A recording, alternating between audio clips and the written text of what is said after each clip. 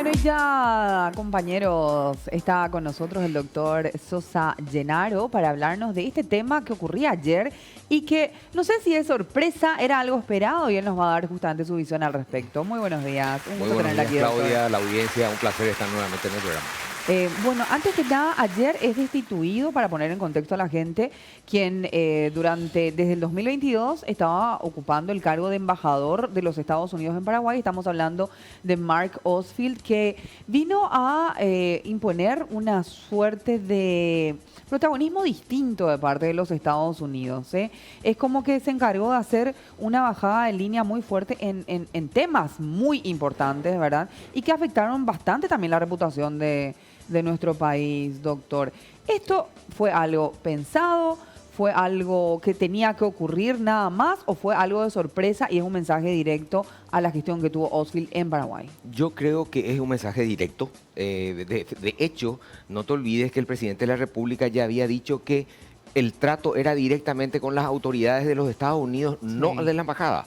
Ojo, o sea, que un mandatario de un país haga una manifestación como esa, quiere decir que obviamente le hace a un lado totalmente a la embajada. Están cortadas totalmente las relaciones con esa persona, por lo menos, ¿verdad? Claro, Sí. con esa persona que encabeza esa embajada, ¿verdad? Obviamente, por eso él aclaró en su momento que existían excelentes relaciones con los gobernantes, vamos a decir, o interpartes ahí entre gobernantes, pero él había dicho eso de que, eso hasta el ministro de Relaciones Exteriores nuestro manifestó que ya no tendríamos trato, así de claro, con la embajada, ¿verdad? Que el trato iba a ser directo con el gobierno hasta tanto haya este cambio de gobierno, ¿verdad? Ahora, esto también viene yo creo que trasluce un poco un apoyo al Paraguay en el sentido de que sea tan inmediata esta remoción del embajador. Recordemos que se da en las primeras 24 horas de gobierno del presidente electo Donald Trump, ¿no? Así es. Y ya ejerciendo. Exacto. Eso no se dio nunca, ¿verdad? Una medida así tan absoluta, ¿verdad? Porque generalmente el embajador espera, pasa inclusive un mes, 20 días, un mes y medio, etcétera, entre la designación de embajadores y todas esas cosas. O sea, es muy llamativo que en 24 horas haya ocurrido esto, ¿verdad? Claro, porque acá pasó algo. Por un lado, se anuncia ya que debe salir de la embajada y ya inmediatamente le ponen al reemplazo, que es quien estaba ejerciendo el puesto de jefe de misión adjunto, ¿verdad? Y que hoy día es el encargado de negocios interino, ¿verdad? Dándole como un rol también de que el comercio y toda esta relación bilateral con Paraguay es como la prioridad, ¿verdad? Antes. Claro, resulta que a nivel diplomático el ministro consejero era Amir Masliyat, es eso, ministro consejero, ¿verdad? Pero inmediatamente asume el cargo de encargado de negocios, que el embajador es un encargado de negocios, no se le llama así nomás, ¿verdad? Porque no, es un poco especial el calificativo, pero él pasa a ser de consejero a encargado de negocio, ¿verdad? O sea, es un embajador en potencia, pero se aclara que es interino, que no es definitivo el nombramiento. Y eso es importante también hablar. Recordemos que ya hace varios meses fue nombrada una persona para ocupar este cargo. Estamos hablando de Gabriel Escobar, que hoy día, no sé si con este cambio de gobierno se podría plantear que él continuaría siendo la persona designada o podría haber un eventual cambio. Yo creo que va a haber un cambio, definitivamente, porque no olvidemos que Marco Rubio ahora es muy especial con su postura, ¿verdad? Y esta otra persona estaba ya nombrada por el gobierno de Biden, ¿verdad? Entonces, yo no tengo ninguna duda de que va a ser otra persona la designada. Claro, además tenemos que tener en cuenta también de que Trump y Biden tienen posiciones diametralmente opuestas, ¿verdad? Ya lo hemos visto en varios de lo que ocurría ayer, ¿verdad? De todos estas resoluciones ejecutivas que estuvo firmando, ¿verdad? Se habla, algunos dicen más de 100, pero estuve viendo que estuvo cerca de los 50, efectivamente, que estuvo dando ya para estas órdenes ejecutivas, ¿verdad? Muchas son justamente para retirar lo que Biden había propuesto, ¿no? Totalmente, más de 89 órdenes ejecutivas de Biden fueron inmediatamente revocadas con la firma de los decretos, ¿verdad? Con los más de 200 decretos que firmó. Además, y justamente eso estábamos hablando fuera de cámaras, que lo que pasa es que Biden pretendía instalar lo que se llamó el progresismo, ¿verdad? Que fue la cabeza, la cabeza de playa, se dice, o sea, el ataque directo que hacía Trump durante toda su campaña contra esa prácticamente imposición de lo que implicaba el progresismo, ¿verdad? ¿Me puedes explicar y desarrollar un poco más lo del progresismo? Porque tengo unas preguntas que hacerte sobre justamente, cuando uno elige un embajador, ¿no debería considerar el país al que se le va a enviar? Por ¿no? supuesto, por Entonces, supuesto. ¿a qué te referís, doctor, cuando decís progresismo? Vamos a separar la designación del progresismo. O sea, ¿el progresismo qué es? La aplicación de la famosa Agenda 2030, ¿verdad? Que está totalmente perimida, que tuvo su estructura en el racismo, en la desigualdad de clases y en la igualdad de género. O sea, esos son los tres enfoques que está dentro de lo que se llama la ideología woke, que se dio a llamar de esa forma, ¿verdad? Que es que reúne estos principales elementos que usó Biden durante toda su presidencia, ¿verdad? Y que se origina a través de la ONU, también es criticada la ONU por eso, ¿verdad? Por la aplicación de esta, claro, por la presión y la aplicación de esta ideología, prácticamente una imposición, ¿verdad? Que es algo a lo que nosotros siempre fuimos reaccionarios, ¿eh? O sea, los gobiernos nuestros, que son conservadores, en un país conservador, como decís, fue realmente agresivo. O agresivo el comportamiento del embajador en todo momento. ¿Podrías destacar alguna de las cosas que te parecieron agresivas como para hacer un recuento de lo que fue la gestión de Osville acá? Sí, desde el momento que viene con su pareja, ¿verdad? Sin, obviamente, eso criticar, ¿verdad? Pero a nivel diplomático yo tengo que cuidar esos detalles. Yo gobierno, ¿verdad? Tengo que cuidar de a qué país envío qué persona y con qué cualidades, ¿verdad? Entonces, eso, por ejemplo, es algo que chocó definitivamente en nuestra...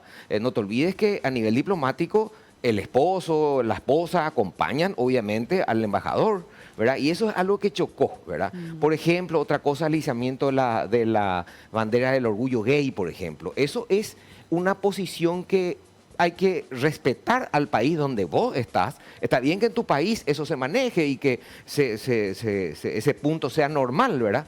Pero nosotros tenemos una limitación constitucional. Ojo, o sea, no es un antojo nuestro. Acá no existe eso, ¿verdad? Acá existe el sexo masculino y femenino como ahora está manifestando Trump. Entonces es una acción agresiva hacia la sociedad y el país donde uno está, ¿verdad? Otra cosa, los llamativos, esa audiencia que llamó para el nombramiento de los significativamente corruptos dentro de un proceso electoral. Eso es muy grave, ¿verdad? Porque hay que cuidar mucho el principio de no intromisión en los asuntos internos de un país.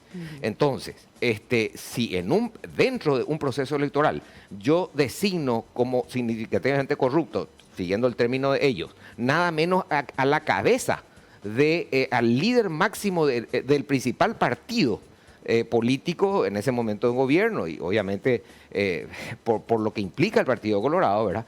Entonces se puede tomar como una intromisión o como una suerte ataque, de intento de manipulación claro, de lo que fueron los resultados. Sobre todo por las consecuencias de esa designación, ¿verdad? O sea, está designando con una categoría muy especial, muy fuerte, a nada menos que un líder, para nosotros, uno de los principales líderes de nuestro país. Y no te olvides que también a Hugo Velázquez, que era candidato a presidente de la República. Exacto. Y que tuvo que tuvo que descabalgar de su candidatura a consecuencia de esa designación. Y Hugo Velázquez, que hasta ahora está diciendo que se deben presentar evidencias y que justamente estuvo recurriendo a la justicia para ver eso, ¿no? Exacto. O sea, esto independientemente de que sean culpables o no de los hechos que se les dice, claro, ¿verdad? Pero sí acá se emitió como un juicio ya y una sentencia prácticamente. Es una sentencia. No te olvides que eso viene del Departamento de Estado de los Estados Unidos, ¿verdad? O sea, como dijo bien Mark Osville, esto no es algo que yo decidí, esto es algo que decide el país, dice. O sea, eso es delicado, ¿verdad? Pero el momento político no era el adecuado para que él haga una mención como esa. Entonces, eso... Entonces, usted lo que nos está diciendo es cuando habla del Departamento de Estado, doctor Sosa Llenaro, es que en realidad Osfield estaba cumpliendo o era el instrumento para poder dar la bajada a esta línea que el Departamento de Estado estaba fijando. Exacto. O sea, no es que Osfield viene con su propia agenda. Así es. Y hoy la agenda cambia. Es claro, totalmente. Es claro, no te olvides que la designación, por eso justamente ahora decíamos hace rato que el embajador iba a ser cambiado, ¿verdad? Porque tiene que respetar la línea del nuevo presidente de la República, ¿verdad? Entonces, eso es normal. En nuestro país también ocurre eso, ¿verdad? Muy raramente un mismo embajador es confirmado, ¿verdad? Sino generalmente son removidos los embajadores porque obviamente responden a la política del momento, del mandatario del momento, ¿verdad? O sea, eso es algo básico a nivel de las designaciones diplomáticas sobre todo, ¿verdad? Doctor, yo quiero irme un poquito para atrás de los comentarios que ya estabas haciendo. Entiendo el rol que le puede dar como una bajada de línea al gobierno, entonces Biden, al embajador ya destituido en nuestro país. Ahora, ¿quién también en nuestro país, o sea, más allá de lo que ya fue como tarea que le dio Estados Unidos, en nuestro país, quiénes fueron de algún modo complacientes y le abrieron la puerta y le dieron ese protagonismo en un país donde nosotros, me incluyo, decíamos, esto ya es injerencia. Este señor está teniendo demasiado protagonismo que no vemos en otros embajadores. Lo que te quiero preguntar, doctora, a tu criterio como lectura política, desde nuestra política interna, ¿quiénes le dieron ese protagonismo? Sí, interesante y realmente muy importante esa pregunta porque tenemos que aprender a ser más institucionalistas en nuestro país, ¿verdad? Resulta que, como sabes, la oposición estaba totalmente identificada con el embajador Osfield, Efraín Alegre y etcétera, ¿verdad? La oposición estaba muy identificada y él estaba muy cercano a la oposición. Que son cosas, por ejemplo, que un embajador tiene que cuidar, ¿verdad? Por más que, no sé, tenga una relación especial, le quiera más a uno que a otro, ¿verdad? Yo me tengo que controlar, o sea, yo no puedo estar demostrando un acercamiento especial a un grupo determinado político, ¿verdad? Eso es muy grave, ¿verdad? Y por otro lado, contestando lo que dice Diego, por un lado la oposición y por el otro también el gobierno de Mario Abdo Benítez que nos favoreció o se cayó, ¿verdad? Ante estas actitudes muy atentatorias contra el régimen político de nuestro país y contra la estructura de nuestro país, ¿verdad? O sea, definitivamente se notaba un coqueteo del gobierno anterior con este señor, ¿verdad? Entonces, yo creo que tenemos que, por eso decía, tratar de ser más institucionalistas y defender nuestros principios, ¿verdad? Porque estas son cosas que hay que ser muy determinantes. Nosotros somos muy débiles en nuestras relaciones exteriores, ¿verdad? Muy débiles. Y eso tampoco me extraña mucho porque resulta que no tenemos los grandes embajadores que tuvimos, los grandes ministros. Es que ahí estás tocando un punto que me parece clave, ¿verdad? Que en realidad uno avanza hasta donde le dejan. Exacto. Entonces, si uno quiere establecer un tipo de relaciones que sean equitativas, yo tengo que poner cuáles son mis condiciones y vos tenés que poner, doctor, cuáles son tus condiciones. Acá Paraguay también como que dejó que retrocedió y se avanzó con muchas cosas que Doctor, de repente no y le quiero sumar lo que dice Claudia algo, porque anoche Claudia le estaba entrevistando al ex canciller Eladio Loizaga y le dijo a Claudia en un momento dado que esa manifestación de comunicar del modo que lo hacía no es habitual en un diplomático, en un embajador, que en todo caso se hace en un despacho, de una forma más privada, más de Estado a Estado, y no del modo que él lo hacía casi mediáticamente. Es cierto que también contaba con el respaldo de algunos medios, pero eso, más allá de eso, era el estilo que tenía y que le decía a Claudia Loizaga que no es habitual. Entonces, por lo tanto, Paraguay, con este gobierno, le dijo, te perdimos la confianza. Totalmente, coincido totalmente con el doctor Loizaga. Es lo que estaba diciendo hace rato, llamar a la prensa para hacer un anuncio como ese. Y ojo que fueron 20 los designados significativamente corruptos y casualmente solamente a 2, o creo que el tercero, nombró, que era, claro que sí. él mencionó, ¿verdad? Entonces, ¿por qué no mencionó a los otros 18? ¿Verdad? O sea, definitivamente fue una manifestación directa con relación al acercamiento que él tenía a cierta o tendencia política o pensamiento, ¿verdad? Entonces, sí, totalmente de acuerdo. O sea, ese tipo de comunicaciones son a nivel protocolar, ¿verdad? Por ejemplo, pero inclusive ni eso, porque no es una situación que afecta al Paraguay como tal, sino a los Estados Unidos, como bien decía Mark Ofield. Él decía, esto es una cuestión nuestra, nosotros designamos, porque muchas veces se le preguntó, justamente el doctor Hugo Velázquez, decía siempre, ¿cuál es la razón? Quiero saber, porque ahí también, no se olviden que en derecho está el principio del derecho a la defensa, y estaban en un estado de indefensión ante una acusación demasiado importante y muy gravitante a nivel político en el momento político en el que estábamos. O sea, definitivamente yo no tengo ninguna duda que esto tuvo una intención, decimos en derecho, una intentio doli, ¿verdad? Una intención de perjudicar, una intención de dañar al proceso electoral, ¿verdad? Porque había una intervención, yo considero es una intervención en el proceso electoral.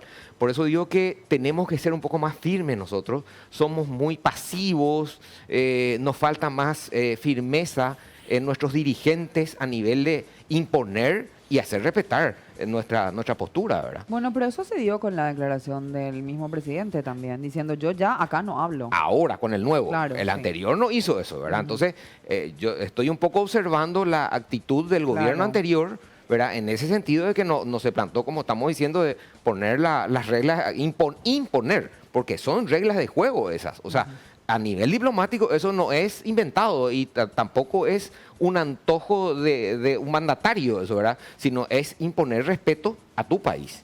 Entiendo. ¿Verdad? ¿Jotita? Doctor, un gusto. Escuchándolo claramente que uno llega a la conclusión de que la injerencia ha existido por el momento de las designaciones y a quiénes fueron dirigidas las designaciones. Usted mencionó muy bien, estábamos hablando de un vicepresidente de la República y una persona que claramente estaba pujando por un cargo como ser el presidente de la Asociación Nacional Republicana.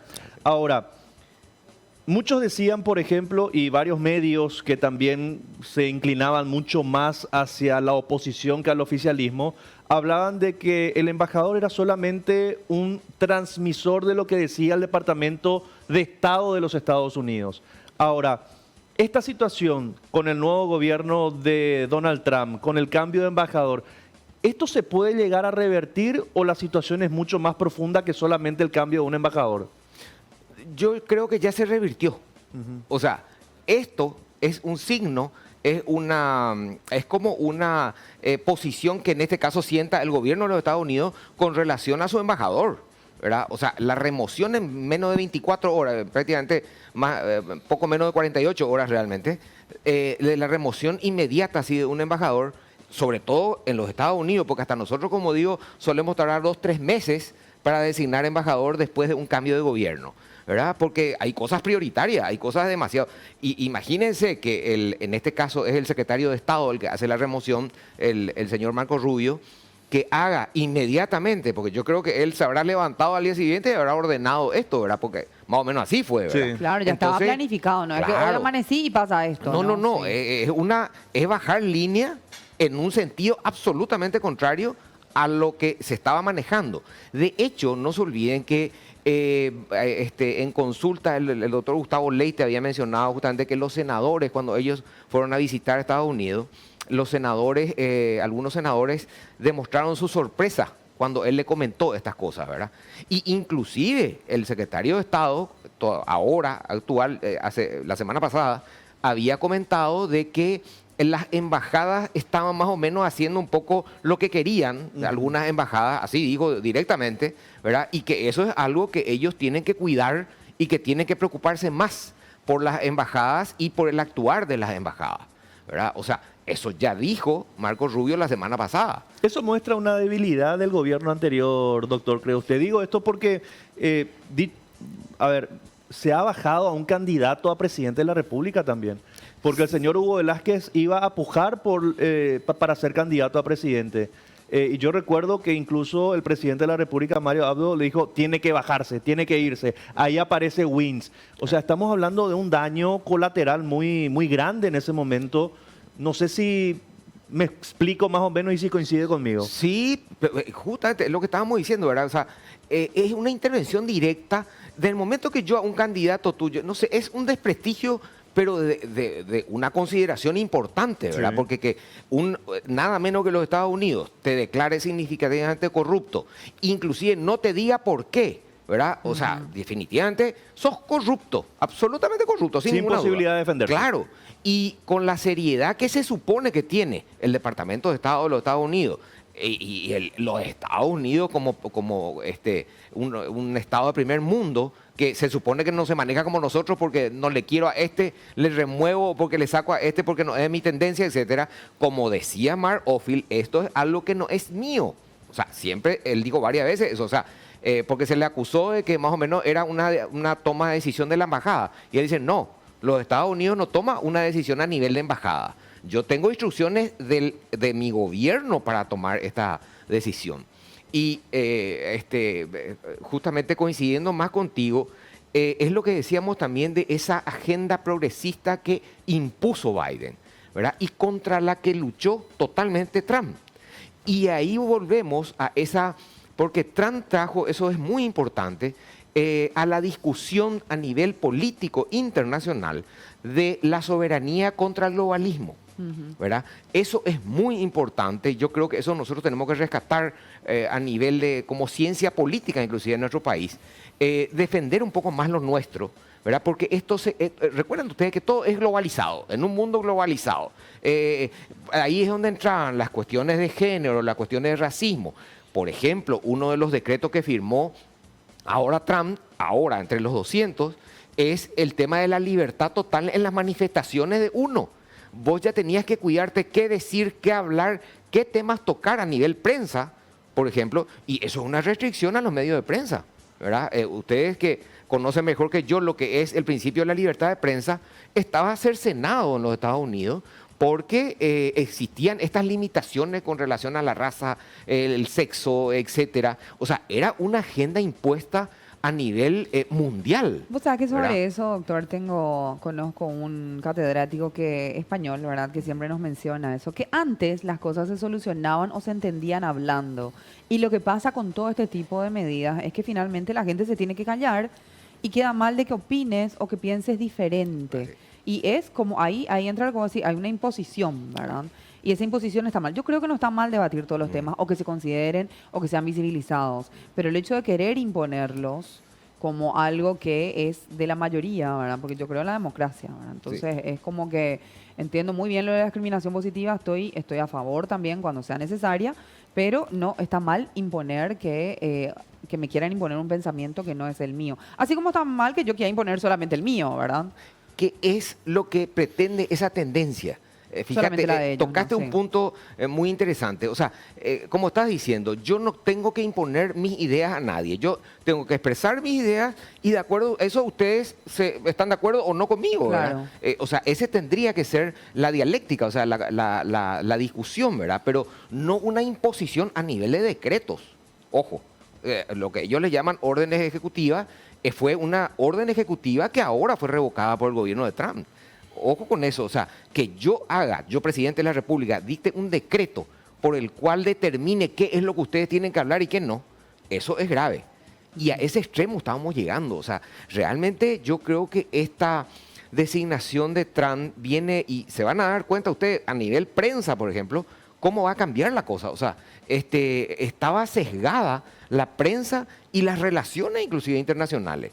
Había una exigencia de coincidir con con la Agenda 2030, con los principios enunciados por la ONU, etcétera. Por eso yo hablo más bien de una hipocresía política que estaba habiendo, porque el propio secretario general de la ONU tampoco se opuso y al contrario promovía. Yo nunca lo escuché a él oponerse a este tipo de ideologías o tendencias, porque, ojo, son ideologías. Y yo, como bien dijiste recién, no puedo imponer o obligar a la imposición de una ideología porque es mía, ¿verdad? O sea, estamos hablando prácticamente de una dictadura, que es por lo que luchamos hace nosotros más de 40 años, ¿verdad? Y era una dictadura ideológica.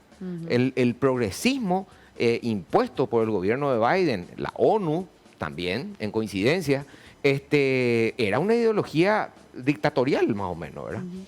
Y ojo que esto también es causa del estado actual de los gobiernos de Europa. O sea, Alemania, Francia, están totalmente descontrolados. Porque... Y por otro lado tenés liderazgos como el de Meloni, que es mucho más conservador, ¿verdad?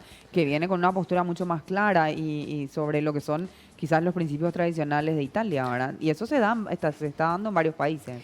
Date cuenta, muy interesante ese punto, porque fíjate cómo nadie interviene, igual que en Bukele, por ejemplo, ¿verdad? Bukele, imagínense, hace una cárcel con 6.000 personas detenidas, ¿verdad? Impone que trabajen para mantenerse. Ojo, porque ¿cuánto nos cuesta a un Estado mantener 6.000 personas que encima son delincuentes, ¿verdad? Exacto. O sea, encima que son delincuentes tenemos que... Muchas veces está trabajando en la calle alguien tratando de llevar el sostén a su familia, no le alcanza y en cambio estando adentro sí. Claro, ¿verdad? Entonces, ¿hubo alguna reacción contra los derechos humanos, etcétera? No, ¿verdad? O sea, yo creo que tenemos que... ¿Qué hizo, por ejemplo, Bukele? ¿Qué está haciendo Noboa? Por eso es que inclusive fueron invitados privilegiados en la... y Milei mismo, ¿verdad? O sea, ¿qué pasó con Milei? Según estaba viendo, quiere aconsejar a Trump cómo deberían él hacer todos esos recortes que hizo, ¿verdad?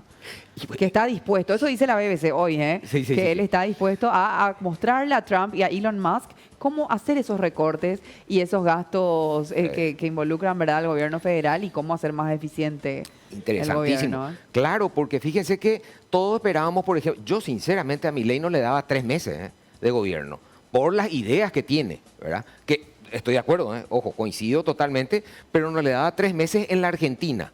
Y no solamente, y no se olviden que él inicia su discurso diciendo no hay plata, ¿verdad? O sea, fíjense cómo uno puede imponer sus ciertas decisiones que son beneficiosas para el Estado, ¿verdad? Medidas restrictivas por ese desborde que había económico. Y esto se dio en todos lados. Es un fenómeno que se da en todos lados. Finalmente, América Latina, así rápido nomás ya, doctor. ¿América Latina va a ser un foco del gobierno de Trump? O porque hay furia contra América Latina porque vemos lo de México, lo de los inmigrantes, lo del canal de Panamá. Bueno, esta advertencia de Venezuela que me parece que está bastante bien hecha, ¿verdad? Y por otro lado vemos que hay un favorito acá que es Milei, ¿verdad? En la región de Trump. O sea, ¿América Latina va a ser prioridad o no para el gobierno? No creo que sea prioridad. Y eso dijo ayer en una entrevista a un medio brasilero, Trump, dijo, nosotros no estamos interesados en América Latina, son ellos a los que les conviene estar bien con nosotros. Okay. O sea, me quedo con esa frase. Bueno, muchísimas gracias, doctor Sosa Llenaro, por este análisis sobre lo que estaba ocurriendo en Paraguay, la salida del embajador Mark Ostfeld y cómo nos deja a nosotros esta situación, que fue premeditado o no. Esto es lo que nos decía el doctor Sosa Llenaro. Qué lujo escucharlo al doctor Héctor Sosa Llenaro, un placer realmente.